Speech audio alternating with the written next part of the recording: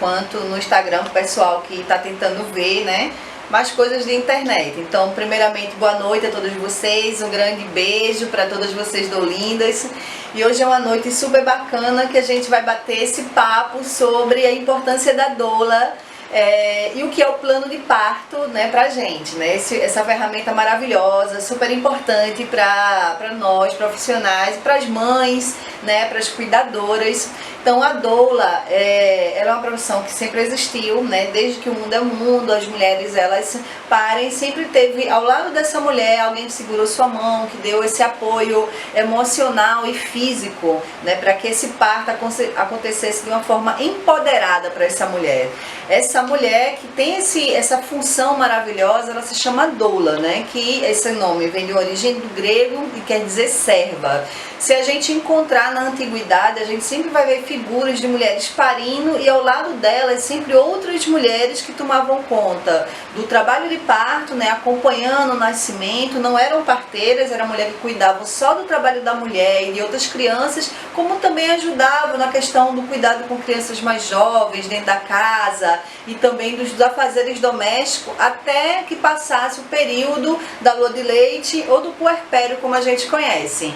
Então, essa tarefa da doula, do cuidado com a outra mulher, do cuidado com o nascimento da criança, na verdade é um processo de empoderamento, né, da mulher com o apoio de outras mulheres de uma forma maravilhosa, de uma forma onde a gente vê um olhar diferenciado. Então hoje muito se fala sobre a questão do resgate do parto humanizado. E é muito importante dizer que esse resgate desse parto humanizado, ele se dá a partir desse apoio fundamental. Porque enquanto outros profissionais, muitas vezes no momento do nascimento, ele está preocupado com o nascer em si, com a questão da expulsão da criança, do nascimento da criança, muitas vezes a mãe ela é colocada no local lá separado. A doula tem esse papel de trazer essa mãe para esse local protagonista, para dizer que o nascimento acontece na hora que o bebê decide nascer, mas ele vai acontecer através de um instrumento poderoso, que é esse instrumento que é a mulher, e a partir do momento e da forma que a mulher decidir que vai ser esse parto, né? Então essas decisões de como vai ser esse parto, essa decisão de como ele vai acontecer, o que é que vai poder acontecer nesse parto, o que é que não vai poder acontecer, o que não deve acontecer, faz parte de um planejamento dessa mulher. E essa mulher, ela tem condições de fazer esse planejamento a partir do momento que ela decide procurar a doula, decide procurar essa profissional diferenciada, que é a doula, e dizer, olha, eu quero meu parto dessa forma, eu quero que aconteça de uma forma bonita, empoderada, eu quero que aconteça da forma que eu planejei, da forma que eu sonhei, e eu não quero que outros profissionais eles se intrometam, eu não quero que aconteça nenhum tipo de violência obstétrica, ou eu não quero que nada atrapalhe aquilo que eu decidi da forma que vai ser o meu parto. Por isso que a doula é esse instrumento importante para a mulher, porque ele ajuda a mulher a decidir de como é que vai ser o parto, mas ela também envolve toda a família no processo do nascer, e ela também diz para a mulher, ela empodera a mulher através de instrumentos fantásticos. E quais são alguns desses instrumentos que são muito importantes para a mulher? E a gente vai falar hoje um pouquinho do plano de parto. O plano de parto ele é justamente esse momento que a doula senta com a mãe para poder dizer, mãe, finalmente a gente está aqui hoje e a gente vai decidir a partir de hoje como é que vai ser o caminhar desse seu parto.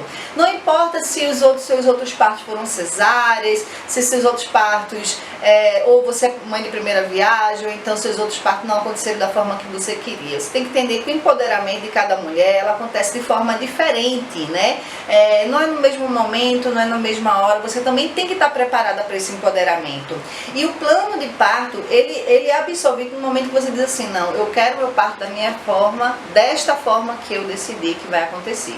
E aí esse plano de parto é justamente esses sonhos, são esses desejos, essa manifestação de um parto diferenciado, é a manifestação de que você quer que as coisas aconteçam de uma forma melhor, mais bonita, entendeu? E que ela tem que acontecer da forma que você desejou, não só você, mas você e a sua família, seu companheiro, a sua companheira, as pessoas da sua casa. E para isso, quando a gente decide, eu vou fazer o planejamento de parto, a gente tem que primeiro entender que cada parto é diferente. Então, se eu vou fazer um parto domiciliar, meu plano de parto, ele tem que estar caracterizado com esse parto domiciliar. Se eu vou fazer um parto hospitalar, então meu plano de parto, ele está caracterizado como um plano de parto dentro do hospital. Então, claro que existem vários tipos de nascimento, então eu quero dizer que o plano de parto, ele tem que estar enquadrado dentro daquilo que você acredita para você, que é a melhor forma, né, de parir, e como você decidiu que isso vai acontecer. E uma coisa importante dentro da discussão do plano de parto é o seguinte: quem você quer que esteja dentro do seu parto? Entendeu? Porque quando você começa a planejar o plano de parto, você vai colocar lá suas questões pessoais, você vai colocar a questão dos seus dados, dos seus medos, mas a primeira coisa que você tem que imaginar nesse parto diferenciado é como vai ser esse meu parto e quem eu quero que esteja dentro do meu parto. É a primeira coisa. Eu vou querer que esteja a minha mãe, eu vou querer que estejam meus pais, eu vou querer que esteja o meu companheiro, eu vou querer que esteja minha família, meus outros filhos, eu vou querer que esteja todo mundo da minha casa, inclusive os animais domésticos que está lá. Quem tiver, que faz parte da minha família, poderá fazer parte desse parto. Então, você previamente, você já determina isso e já diz, olha, o plano de parto vai ser feito dessa forma. E aí, com isso, você também já está predeterminando onde vai ser esse plano, onde vai ser esse parto, né? Vai ser na tua casa, vai ser no hospital. Você já predetermina e aí você começa a nascer a partir daí o teu plano de parto, certo, amiga? E com isso, vamos aqui fazer hoje a gente vai fazer uma suposição que o teu plano de parto, ele está caminhando para ser um plano de parto hospitalar. Então, você planejou o teu parto, você já decidiu quem é que vai estar contigo dentro do momento, tá? Quem é que vai entrar com você lá no momento do seu parto. Você decidiu a maternidade, você decidiu que vai ser na casa de parto, em determinado hospital, tá tudo certo, é uma decisão sua. E aí, quando chegar lá, você vai dizendo o teu plano de parto, e aí você vai fazer esse plano de parto e depois você vai entregar para tua médica, para tua obstetra, tá certo? E é para isso que ele serve, para ela poder ter a noção dos teus limites também. E aí uma coisa importante que tem é você ter o tempo todo, entendeu? O monitoramento. Porque isso aqui, se é um parto, como a gente está dando exemplo, dentro do hospital, isso aqui é uma questão básica. E aí, para você saber até onde você vai. Infelizmente, a gente tem vários casos, né? Que você planeja o parto, tá tudo bem, só que às vezes você tem que entender que você tem que ter esse monitoramento, entendeu? Porque vai que algo acontece, né? Tua pressão sobe, né? Acontece algo com o bebê, você tem que tomar outras medidas, né? Para que isso não ocorra, ou então que não ocorra o pior, o monitoramento tem que estar dentro do plano de parto, tá certo?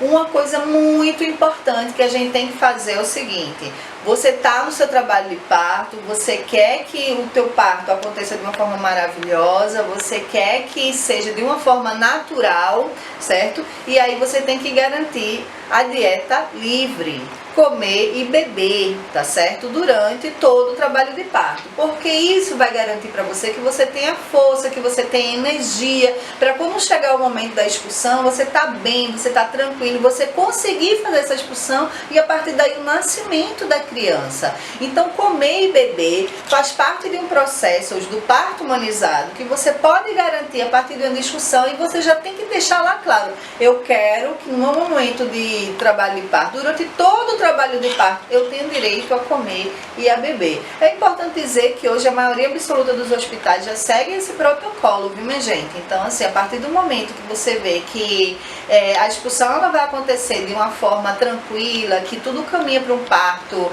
natural, entendeu? Então, a dieta liberada, ela é hoje um protocolo. E isso é uma coisa maravilhosa, porque se a gente for ver, por exemplo, o protocolo de 10 anos atrás, entendeu? Apesar de alguns lugares até indicar, era muito difícil você liberar a alimentação da gestante, porque muitos médicos, né, principalmente os mais antigos, tinham aquela questão de não vamos esperar para ver se vai ser parto normal mesmo ou se a gente vai ter que caminhar para uma cesárea. Diante dessa possibilidade, talvez caminhar para uma cesárea, muitas vezes a paciente, a gestante, ficava 12 horas sem se alimentar, 24 horas sem se alimentar, 2 dias sem se alimentar. E aí, consequentemente, você tinha fraqueza, você ficava angustiada, ficava irritada, entendeu?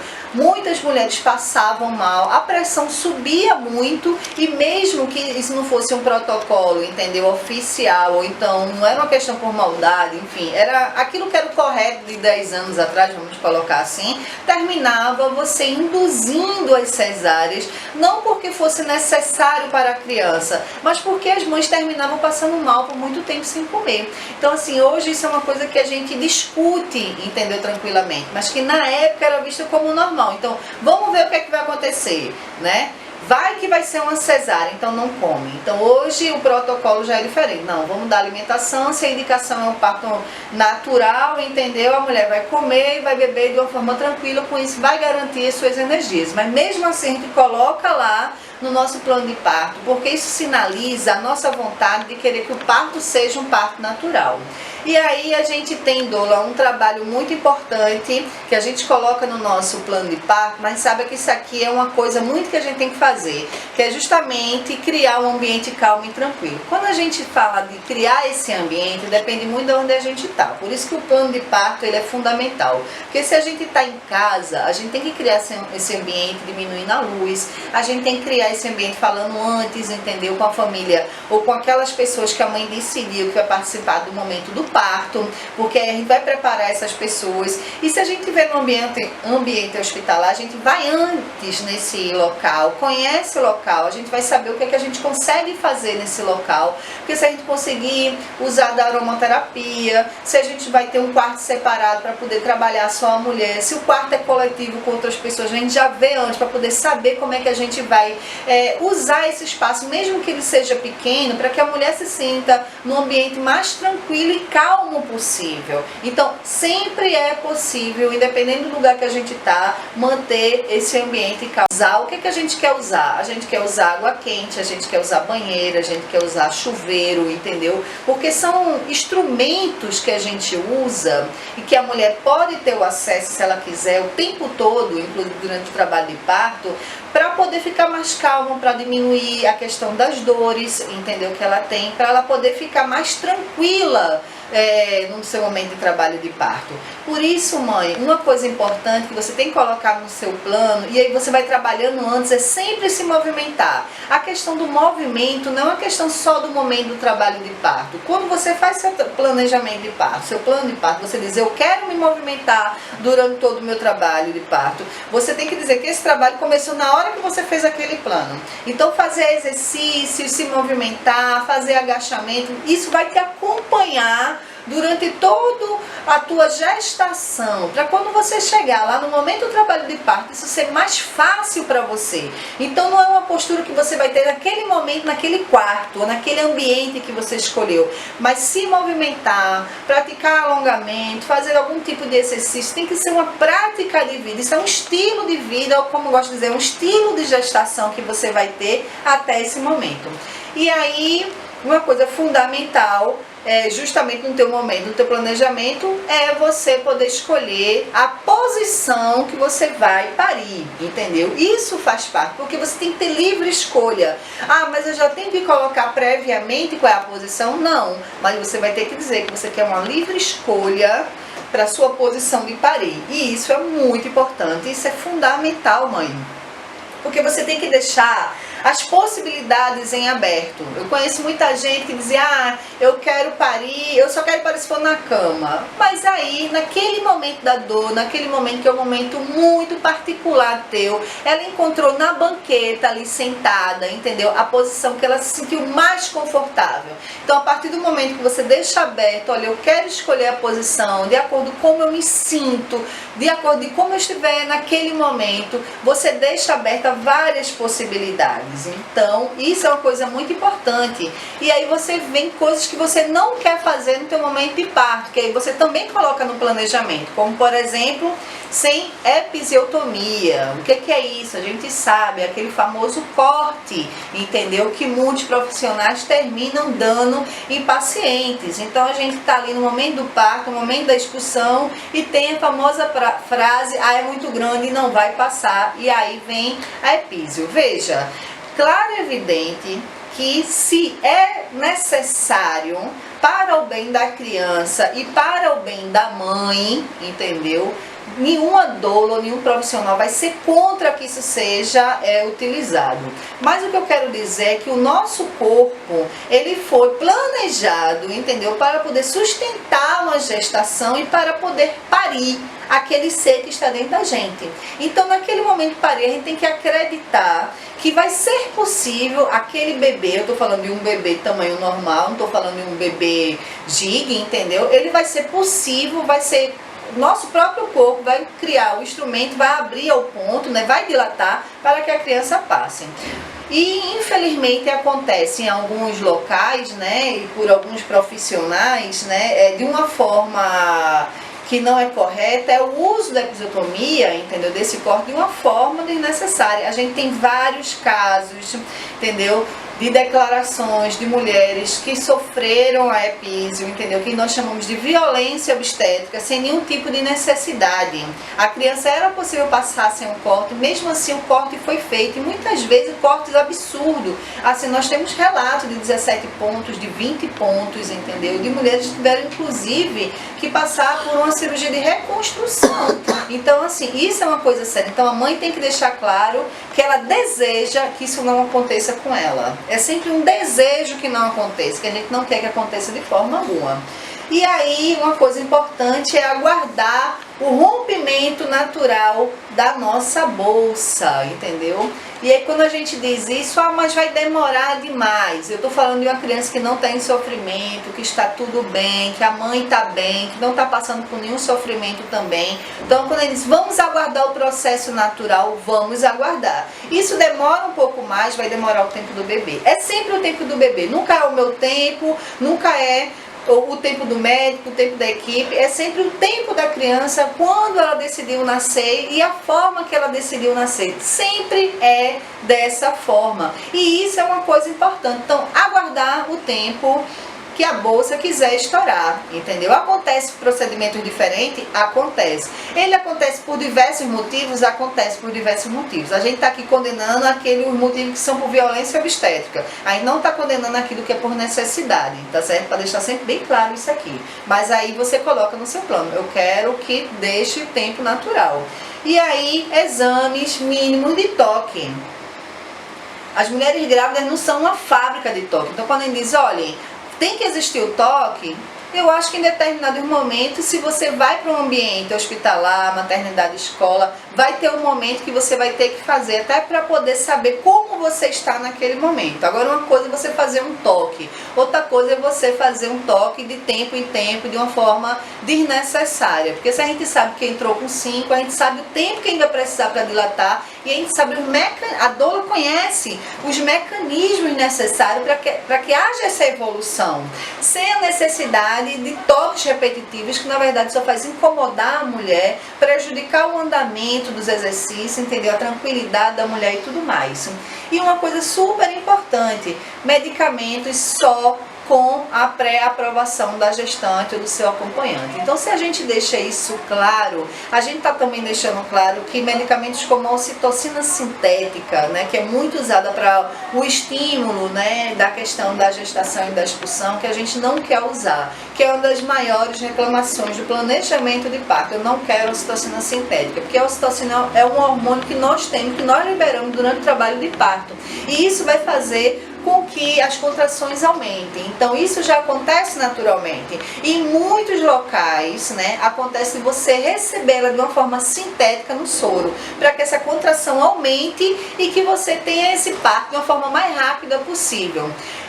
E aí, a partir do momento que você diz que você não quer essa ocitocina sintética naquele momento, você está dizendo que você quer que as coisas aconteçam no tempo que tem que acontecer. Isso fica claro no seu plano de parto. Então, doula, presta atenção o que a mãe está dizendo. Se a mãe não entende, explica para ela os processos hormonais, explica para ela os processos fisiológicos que ela vai passar, explica para ela a anatomia do corpo dela, explica que esses processos eles acontecem naturalmente, entendeu? E que é possível tudo isso acontecer sem a necessidade de vários tipos de medicamento, entre eles a ocitocina.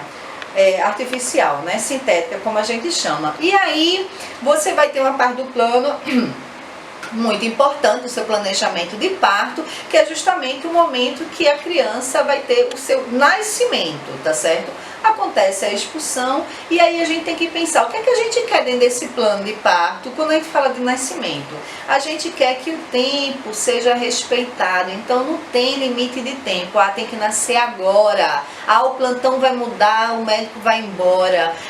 Não, porque não sei. Não tem isso. É o tempo da criança, é o tempo natural da vida, é o tempo que foi pré-determinado para que aquilo ocorra com tranquilidade. Então, mãe, a primeira coisa é não tem limite de tempo, não tem plantão de médico, não tem plantão de equipe, é o teu tempo, é o tempo da criança. E isso é um exercício que você tem que fazer durante toda a tua gestação, porque muitas vezes as mães também ficam preocupadas para que nasça naquela determinada hora, que tem que ser daquele jeito, quando na verdade a gente tem que entender que ele tem seu próprio tempo. E aí aguardar, houve o nascimento, aguardar o nascimento da placenta de uma forma natural. Então, às vezes, da mesma forma que você diz, eu quero que meu parto tem o tempo dela, a criança vai nascer no tempo dela, a gente também tem que entender que a gente vai ter o nascimento desse órgão, que ele foi constituído apenas para o nascimento dessa criança, apenas para guardar essa criança, que a primeira casa que a criança tem é justamente a sua placenta. E a placenta, ela também nasce. Nasceu o bebê, vai nascer essa placenta também, entendeu? E a placenta, ela tem o tempo dela, você também vai sentir algumas contraçõezinhas, você vai sentir umas cólicas e a partir daí a placenta nasce, então não precisa puxar a placenta, como a gente já viu, né, enrolar e puxar. Você pode fazer o movimento, ajudar, mas aguardar que a placenta, ela sozinha, ela vai enrolar e ela vai sair, e aí nasce também a primeira casa do bebê. Então, deixar que a placenta nasça.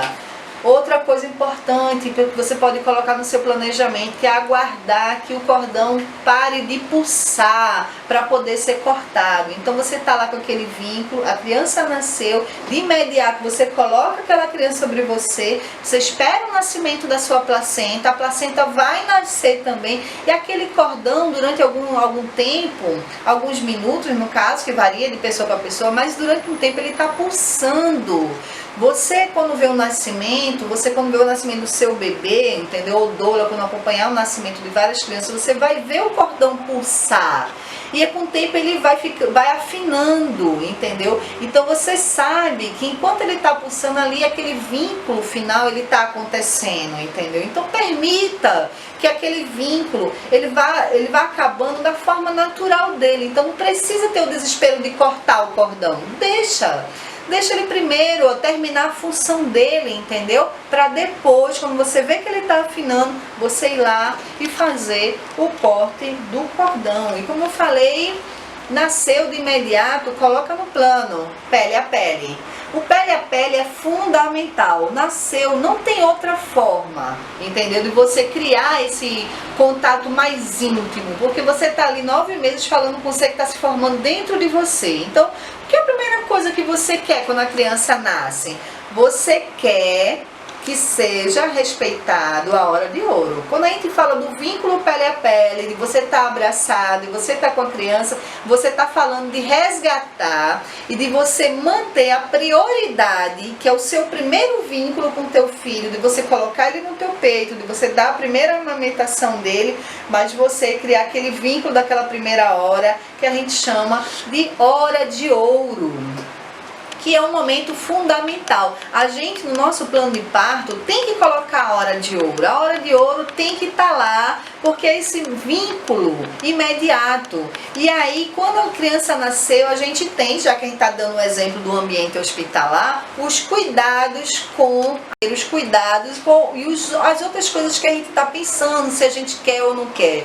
Então, a gente tem os primeiros exames do médico, da obstetra que está ali com você. E a gente tem que dizer assim, vai acontecer esses exames? Vai acontecer. Você está no ambiente hospitalar, é o exemplo que a gente está dando. Mas vários deles podem ser feitos nessa primeira hora de ouro. A criança não precisa sair de perto da mãe para o médico ver se a questão motora, entendeu, está funcionando, para ver que a criança está com boa coloração, entendeu? Enfim, claro que em algum momento ela vai sair para fazer alguns exames, mas depois de imediato ela já pode voltar para a mãe novamente.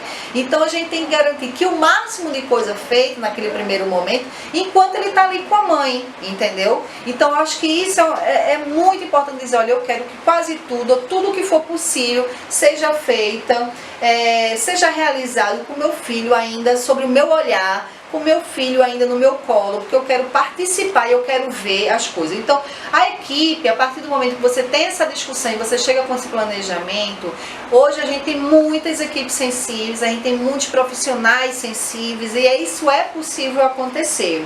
E aí uma coisa muito delicada, porque a gente está dando um exemplo do parto dentro da maternidade, né, dentro do ambiente hospitalar, que é justamente colocar o colírio de prata no olho.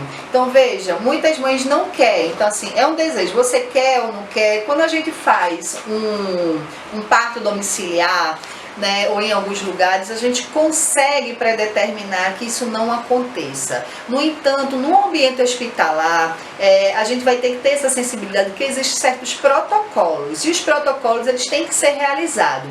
Então, o colírio de prata que a gente tem, muita gente tem receio, entendeu? Quero dizer que isso não é uma coisa nova. Ele foi ele foi institucionalizado em 1881 na Europa, porque 10% das crianças que nasciam na Europa começaram a nascer com conjuntivite, e essa conjuntivite, ela proporcionava, logo após a conjuntivite, uma cegueira nos bebês. Então eles começaram a criar fórmulas, entendeu? Para evitar essa cegueira. Então chegaram a justamente aplicar esse colírio de prata, que hoje é usado em 1% nos bebês. Então, para que se evitasse isso, no Brasil, em 1977, é protocolo obrigatório, após o nascimento da criança, colocar o colírio. Por isso que a gente vê todo manchadinho o olho, é justamente para evitar uma conjuntivite conocócica. Acho que esse é o nome, conocócica, que a função dele seria evitar uma conjuntivite e posteriormente uma cegueira, né? Mas claro, eu acredito, com a evolução de tudo, é até muito interessante que a gente pensasse em outros protocolos, mas a função dela é essa. Então isso dentro do ambiente hospitalar é difícil. No nosso plano de parto a gente vai ter que ter essa sensibilidade. Se o parto for domiciliar, a gente consegue não utilizar, certo? De acordo com cada um, com a crença, com o objetivo, mas dentro de casas de parto, dentro de maternidade, dentro do hospital, isso é um protocolo desde 1977, como eu falei. E aí a gente também pode dizer, nasceu, mamou, certo? Aleitamento imediato tem que fazer parte do nosso plano de parto e é protocolo. Como eu disse, muitas coisas mudaram, né, dos últimos 10 anos para cá. Do mesmo jeito que a gente fala da dieta liberada da mulher para o trabalho de parto, no momento que a gente fala que a criança já vai direto para o colo, esse colo já é para liberar também o aleitamento imediato para a criança, e isso é maravilhoso. E é uma coisa importante, eu acho que quando a gente está fazendo um plano de parto, a gente tem que explicar várias coisas coisas para a mãe. Então, uma das lendas que existe da mãe é justamente assim: a criança nasceu e você quer de imediato dar banho na criança. E por que que a gente faz aquela briga para que a criança não tome banho? Então, você, doula, tem que explicar para essa mãe, para essa família, na verdade, para toda a família, porque a pressão é uma pressão familiar, né, para botar uma roupa nova, para não sei o que é o vernix, certo? Então, quando a criança nasce, ela nasce com a proteção natural que vem do útero, que é justamente uma gosminha branca que cobre toda a superfície da criança. Aquilo é uma proteção natural, entendeu? Que já vem com essa criança justamente para proteger de micro-organismo. Então a gente tem essa proteção e quando a criança nasce, a gente já é um protocolo que essa criança passe o máximo de tempo justamente com essa proteção dela. Então assim, ela estava num ambiente protegido e aí ela nasceu, veio para um ambiente externo onde ela não tem ainda toda a proteção necessária para combater todos esses micro-organismos que estão aqui em volta da gente agora. Então o que é que a gente faz como protocolo? Não dá banho na criança, deixa a criança com aquele vernix, entendeu? Com aquela espessurinha branca ainda, certo? Deixa ali protegido, explica para a mãe a função da proteção que aquilo tem e como aquilo é tão importante e no mínimo a criança ficar 24 horas para poder tomar o seu primeiro banho. Então a partir do momento que a gente explica que aquilo não é uma sujeirinha, que aquilo ali não é um restinho de parto, que aquilo na verdade é uma proteção que já nasce com a criança, entendeu? Para proteger essa criança, pelo menos por os primeiros 24 horas, a mãe compreende seu papel fundamental de como é perfeito o nosso corpo e de como é perfeito esse processo do nascimento. Então veja, doula, o que eu quero dizer nesse primeiro momento? Existem vários tipos de planos de parto, esse aqui é um modelo, certo? Eu vou trazer para vocês vários outros modelos de plano de parto, de como é que a gente pode fazer, inclusive vou colocar no meu canal vários modelos de como é que eu faço o meu também. Existem outras formas que você pode induzir essa mulher para fazer o plano de parto, porque o plano de parto, ele vem antes do parto, então você tem ações com a mulher no pré-parto, já antes do parto, você tem no próprio parto e você tem no pós-parto, no período do puerpério. Então você tem toda uma ação que você pode trabalhar com essa mulher. E você, mãe, que está pensando em como é que vai ser seu parto, não dê atenção a chá de bebê, a chá de revelação, a comprar enxoval, isso não é prioridade. A prioridade é sua conexão com a criança, a sua prioridade é você fazer um plano de parto onde você garanta a sua autonomia, onde você garanta o seu empoderamento e onde você garanta que o seu parto vai ser exatamente da forma que você sempre sonhou. Isso é fundamental e para isso nós vamos ter sempre um plano de parto como um instrumento poderoso e de empoderamento seu e do seu bebê. Eu quero dizer que a gente vai fazer outros materiais, inclusive já estou pensando aqui para a próxima quinta-feira a gente tá junto, vamos resolver qualquer outro probleminha que a gente teve técnico, mas aí a gente vai estar junto com vocês, a gente vai ter várias ideias e a gente tem muitas surpresas, porque a questão do plano de parto não fica só nisso que eu disse, isso aqui foram apenas algumas coisas que tem que constar, mas que a gente vai com certeza trazer muita novidade para todas vocês. Então eu quero deixar aqui um grande beijo, um grande abraço a todas as minhas dolindas, a todas as mães que estão aqui ouvindo, passe para outras pessoas, vou colocar esse material tanto no YouTube, no Face, no Instagram, para que a gente tenha acesso, a gente converse, deixa teu comentário, deixa aí, passa para as outras amigas que a gente está aqui para trocar ideias e a nossa caminhada apenas começou. Grande beijo, grande abraço e até a próxima!